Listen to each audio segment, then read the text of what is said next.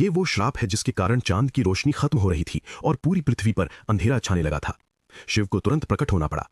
ये कहानी शुरू होती है प्रजापति दक्ष से, जिन्होंने अपनी 27 नक्षत्र पुत्रियों का विवाह चंद्रदेव से इस शर्त पर किया था कि वो सभी के साथ समान व्यवहार करेंगे। लेकिन चंद्रदेव का सारा प्रेम और ध्यान सिर्फ उनकी एक पत्नी रोहिणी पर ही केंद्रित हो गया।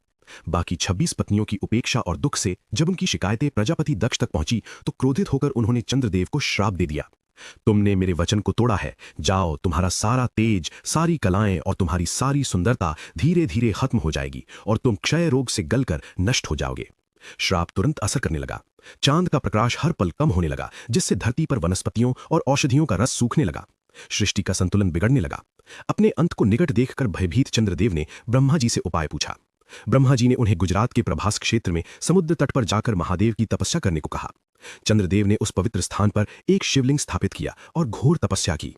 उनकी भक्ति से प्रसन्न होकर भगवान शिव प्रकट हुए।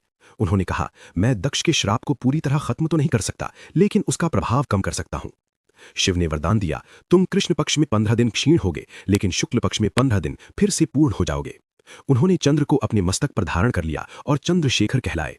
और जिस ज्योतिर्लिंग की चंद्र ने पूजा की थी वो सोमनाथ, सोम यानी चंद्र के नाथ के नाम से प्रसिद्ध हुआ। और यही सोमनाथ मंदिर, भारत का पहला ज्योतिर्लिंग, आज भी गुजरात के वेरावल में उसी समुद्र तट पर शान से खड़ा है जहां चंद्रदेव ने श्राप से मुक्ति पाई थी। लेकिन रुकिए, इस मंदिर का एक और रहस्य है।